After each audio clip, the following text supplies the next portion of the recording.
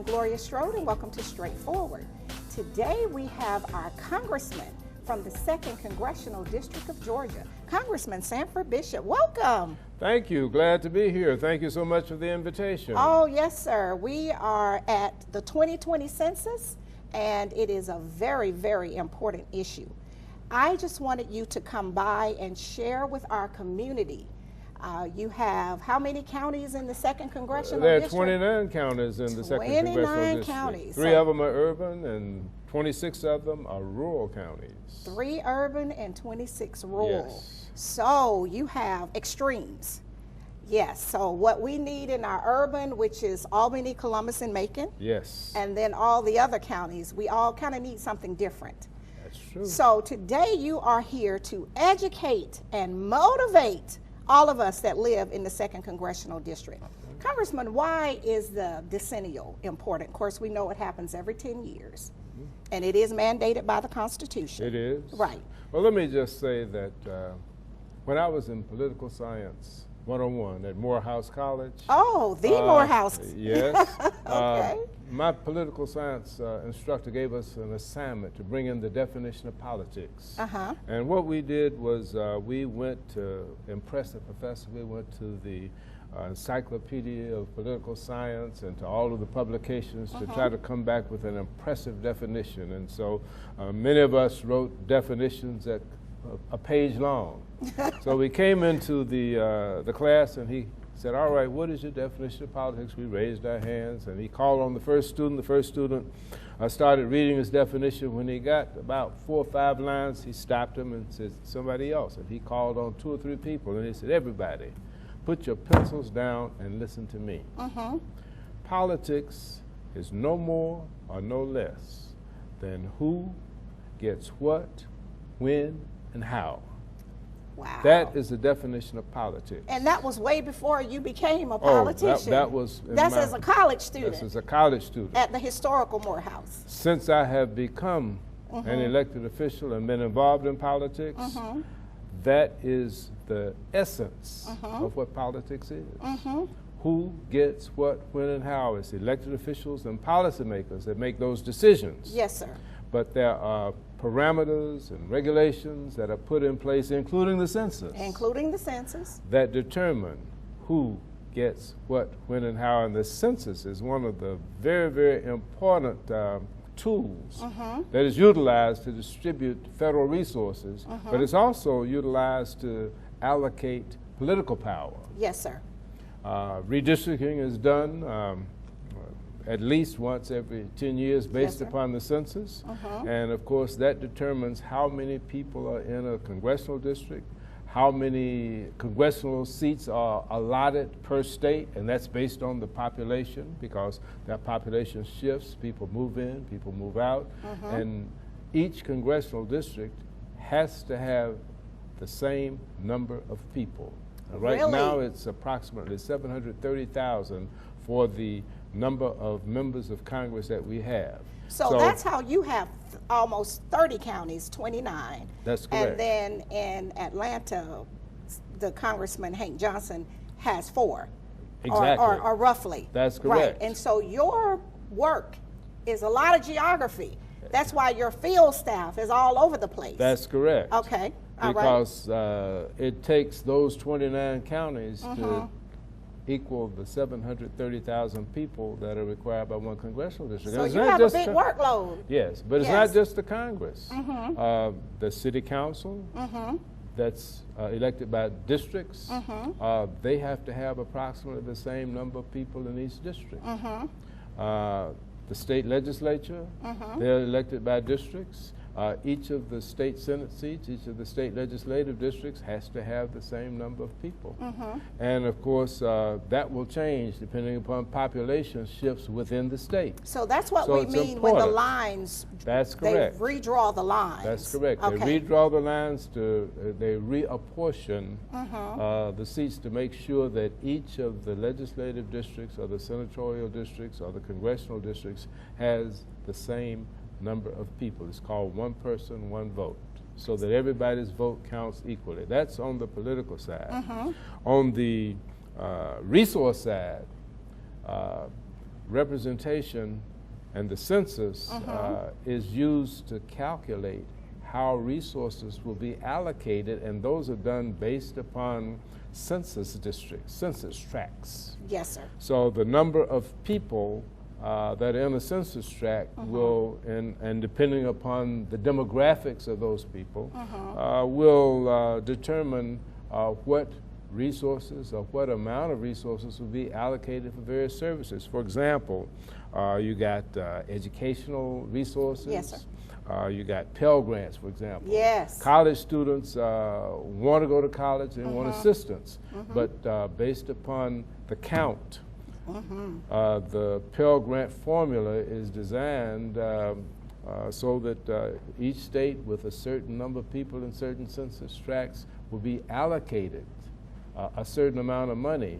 And if, of course, they're undercounted, you may have more students in need of that aid than you have resources available. And that's why the citizens need to know what's in it for them. And I'm glad that you're here teaching this civics class today. And, you know, you take, for example, low-income homes that want their kids to participate in Head Start. The Head Start program is a federal program that provides early childhood education to low-income families so that they can sort of get that head start so that when they start school, they will be able to compete and to realize their potential. Yes, sir. Well, that is based upon the data in those census tract informations, and if people are not counted, and if those youngsters are not counted, then we have fewer Head Start slots. Then you have fewer Head Start slots, and you have more kids that are not going to be able to get into those slots, which will mean that we will lose a great potential. We're leaving them behind. So what we're going to do, Congressman, is we're going to go to our first break to our sponsors, and we'll come right back. All right. We'll be right back after word from some of our sponsors.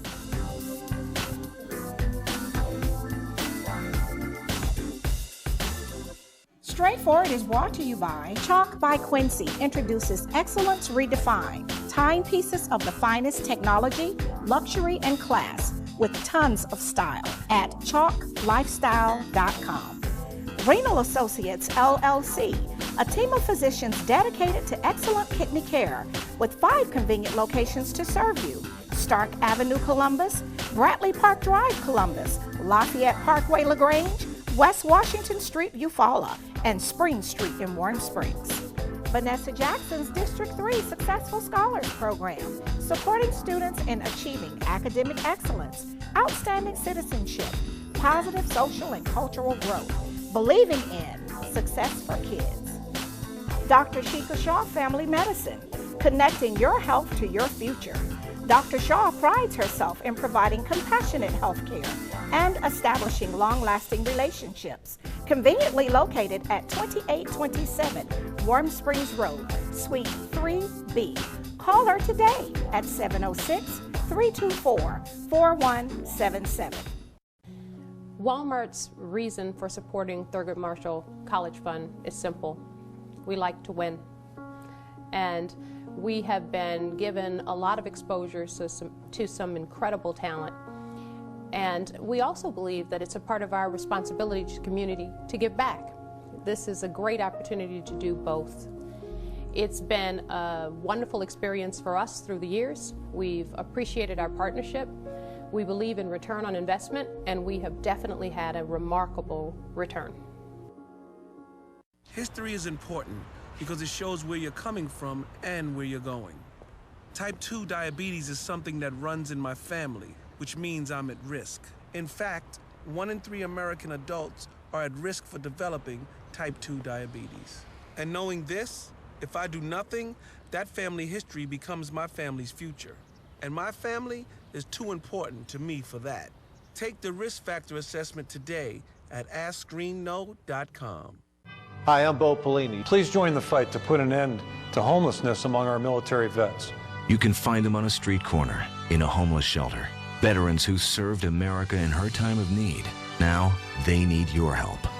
The Letter Winners Challenge is dedicated to ending homelessness among our veterans. Even one homeless vet is one too many for me. To learn how you can help, Log on to thehomelessvetsproject.org. I'm Drew Brees, and being a dad means the world to me. And one of the most important things any parent can do is make sure their kids get active at least 60 minutes each day. Studies show that physical activity not only helps kids stay healthy, it can enhance important skills like concentration and problem solving, which can improve academic performance. This means physical activity can help your kids in the most important game of all, life. And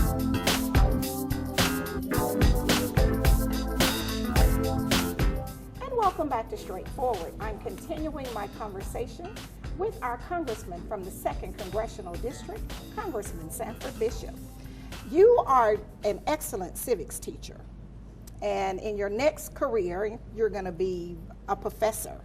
And this is something that's missing in our high schools and in our colleges. But this journey for you started very early on. Of course, your father has institutions of higher learning named for him in Alabama, which is a part of the Atlanta region. We cover 7 states in Georgia. And so your training started as a scout. Yes, as a Boy Scout. You know, on my honor, I'll do my best to do my duty to God and my country, to help other people at all times, keep myself physically strong, mentally awake, and morally straight. But in order to earn my Eagle Scout badge, I had to earn merit badges. And there were 3 merit badges that were required. They were citizenship merit badges. Really? Citizenship in the home, citizenship in the community, and citizenship in the nation. And then there was a world brotherhood. So you were groomed from a kid. Well, you didn't know this is where it would take you, but those values were already instilled in you. They were, and of course, the citizenship in the home was the responsibilities in the home, but then in the community, we had to learn about local government. How does local government operate? Then we had to learn about state government. How does the state government operate? And of course, the citizenship in the nation merit badge was our federal government. And then seeing how all of it works together. Yes, so by the time I got to high school and was taking American government, it all made sense to me. And I was very intrigued by it. It was something that I enjoyed, and I ended up majoring in political science at Morehouse. At Morehouse, yes, one of our historical institutions of higher learning. Excellence at Morehouse, yeah, so you kind of blazed that trail. So in addition to, we've talked about that educational impact of the census numbers, because we know that the money will follow the numbers, the money will not follow the need. So what are some of the other programs that are impacted? Look at transportation. The census is used to calculate the allocation of transportation funds for states. For example, highway funds, airport funds, which roads will be paved, which roads will not be paved, where the highways will be directed. The census drives that. And of course, we complain often about the highways, or the condition of the highways. We wish they'd fix this, they'd repair this bridge. That's true. And it's based upon and is driven by the census, which was taken maybe 10 years before. Well, so it's so very important. I was driving in one of your areas, and I see there's a new roundabout there. I think it's Taylor County in that area. It wasn't there before the last census, but it's there now. And then some other areas coming out of Taylor County and moving toward Macon. And if you go to Macon, you'll see that there's a tremendous interchange that has been under construction now for a couple of years. Well, we ended up allocating several $1 billion to do that interchange, because based upon the census and the travel and the transportation needs, moving people from one place to the other, that was determined to be important. Okay. So, if we want to have good roads, yes, sir, then we need to be counted. And you have some real life examples that we can see that let's take, for example, right here in Columbus, Georgia, housing funds, housing vouchers for Section 8. Which is vouchers for low-income families to secure housing in the private market. We've had a lot in the news about the Ralston Towers. Yes, sir. Which was a Section 8 facility, which was not up to par. Mm-hmm. Well, those residents are now being moved based upon emergency vouchers, but each state is allocated vouchers based upon the census tract and the census demographics, where people have listed what their demographics are in the various areas who have responded to the census. That's why it's and important. The one thing, the frustration that I've had as a member of Congress, when we are trying to get people in Section 8 housing, low-income people who need a place to live, is we're told that the vouchers have all been exhausted for this year. We've got to wait until a new allocation from next year with the Appropriations Committee. And those appropriations are given, but the formula that is dictated by the census is what determines how many vouchers each community will get. So again, the money will follow the numbers. Absolutely. The money will not follow the need. So if they don't fill out the census form, they don't exist. That's and right. then you can't, because you serve on so many prestigious committees, you can't ensure that the money is making it where it needs to go, because it appears that no one lives there. That's correct. Now look at our nutrition programs. We have the school lunch program, the school breakfast program. Those are driven by the numbers from the census. Yes. How many low-income or income-eligible youngsters in school will be able to get those school lunches and the school breakfasts, the summer enrichment programs, the feeding programs they have during the summer. That's important. It's driven by the census. That's right. And that's why people have to fill out the forms. If you have an undercount and you live in a community where there are, in a census tract, where there are 300 low-income students that will be eligible for the school lunch program, and only 100 of them have been counted in the census, it means that the government will only allocate meals for 100 when you got 200 people in need. Because the other folks didn't exist. Because they didn't exist as far as the census is concerned. Okay, well, what we're going to do is take our final break, go to our sponsors, and we'll be right back. Okay. We'll be right back after word from some of our sponsors.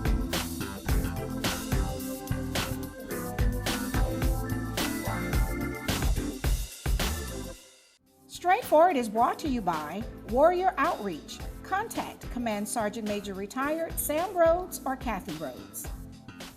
The Hugel Foundation, enriching the community through Christian music support, community outreach, and the Georgia Through Photography Project. For more information, call B at 706-568-6431. Progressive Funeral Home, family owned and operated since 1952. The George Ford legacy of high standards continues today in the compassionate and professional services provided. A touch of dignity for those who care. Progressive Funeral Home, 4235 St. Mary's Road, trusted by generations. East Alabama Endocrinology, educating and caring for those living with diabetes in Alabama and Georgia. 1400 Bradley Lake Boulevard, 3320 Skyway Drive, Suite 602, Opelika. Take charge of diabetes and live your best life. State Senator Ed Harbison, serving the citizens of Georgia's 15th Senatorial District and on the front line for veterans every day. Walmart's reason for supporting Thurgood Marshall College Fund is simple. We like to win. And we have been given a lot of exposure to some incredible talent. And we also believe that it's a part of our responsibility to the community to give back. This is a great opportunity to do both. It's been a wonderful experience for us through the years. We've appreciated our partnership. We believe in return on investment, and we have definitely had a remarkable return. History is important because it shows where you're coming from and where you're going. Type 2 diabetes is something that runs in my family, which means I'm at risk. In fact, 1 in 3 American adults are at risk for developing type 2 diabetes. And knowing this, if I do nothing, that family history becomes my family's future. And my family is too important to me for that.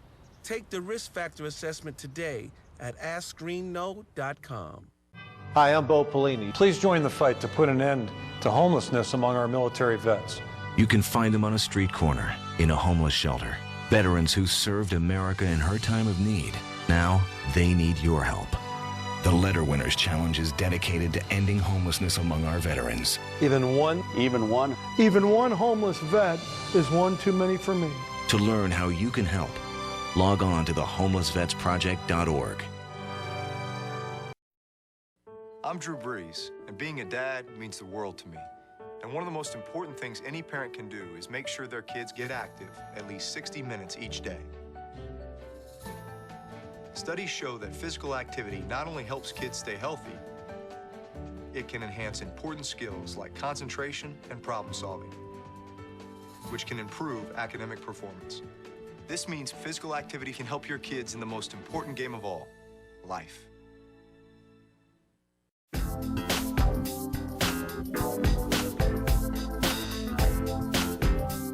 Welcome back to Straightforward. I'm continuing this awesome conversation with our Congressman from the 2nd Congressional District, Congressman Sanford Bishop.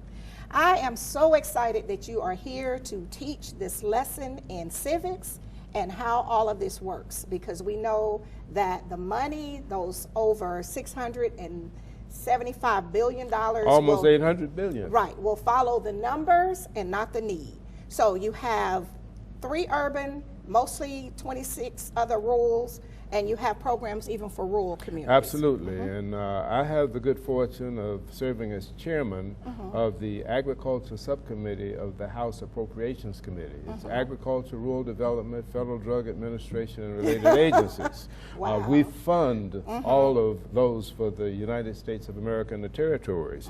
Now, for rural communities, the census is very, very, very important. Yes, sir. For example, we mentioned housing and housing vouchers, but for rural development, through USDA, there are affordable rural housing programs that are driven by the census. The Rural Rental Assistance Program, the Rural Home Loan Program, those are driven by the census. Water and waste disposal programs to make sure that there's running water, sewers, and adequate cleanup for the wastewater in rural communities. Right. And the Georgia Rural Water Association works very closely with small rural communities to do that, but their availability of resources to do that, to help these small communities, is driven by the census. Data. Right. And then we have communities that are rural, that don't have a big tax base. And they want to have community facilities, town halls, city halls, police departments. Yes. The police departments need automobiles. The fire departments need fire trucks or fire equipment. Those community facility loans and grants are driven by the census. Data. Right. And of course, we have payments that are made to the agriculture experiment stations, which are located in rural areas, that are driven by the census, and as well as our 1890 land grant universities with extension services, which provide services to residents to help them either growing or consumer-wise, and that is driven by the census data. Is it a rural community or not? And there has to be a certain number of people for it to qualify for certain benefits. Okay, and so Medicaid. Healthcare is another opportunity, both in the cities and in the rural communities. Medicaid, which is income driven, to help low-income people have access to health care, yes, affordable health care. Yes. If they're not counted, then the funding that is provided for health care for low-income people is limited. That support our rural hospitals and that support our urban hospitals that serve the low-income communities, they go lacking. Right. And of course, that is a really, really important reason to be counted. And that's what people need to know, what's in it for them. All of these programs that you've talked about. And one of the things that we did mention, a lot of our communities have people who are undocumented. Yes. We have people who are immigrants. And if those people are not counted, they still have access to our emergency rooms. Right, and our schools. And our schools. And if they are not counted, it means that our schools will be overcrowded. Yes. It means that we will not have adequate resources there to cover all of those kids, which is going to be a setback. Yes, sir. And it's going to create a disadvantage that we don't have to have if we only will be counted. Yes. So the postcards will go out in March, and it will have a code, and folks this time will be able to do it by their iPhones, which means on the computer. They can do it by telephone and the old-fashioned paper way. And so we just need for you to give that battle cry to all of the constituents in the 2nd Congressional District and surrounding communities, because our reach with this show goes over into Alabama and into some areas outside of the 2nd Congressional. Well, let me just say there's nothing more important that we can do this year, 2020, other than vote, and we got to vote. Yes. But and that's to participate and be counted with the census. Everything that impacts our lives and our communities and our future will be driven in some way by the census. So we've got to be counted. Like I started out, the definition of politics is who gets what, when, and how. The census is a tool that the policymakers, the elected officials use, and government agencies use to allocate the resources of who gets what, when, who gets the health care, who gets the education, Right. who gets the transportation, the roads, the bridges, who gets the loans, who gets the all of the resources that come from our government that go to make lives better. Right. So the money will follow the numbers. The money will not follow the need. Everyone needs to be counted once, only once, and in the right place. And we need to enlist everybody that we know, the organizations of which we are part.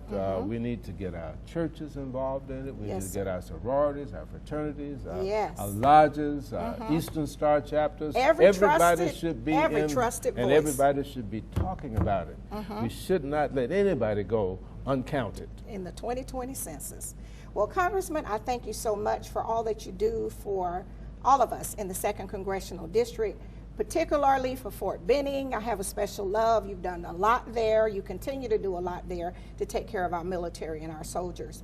And we thank you so much, and we will certainly be having you back to help us push the 2nd Congressional District forward. Thank you so much. Thank you for having me. All right. This has been straightforward. If you don't stand for something, you will fall for anything. Until next time, be blessed.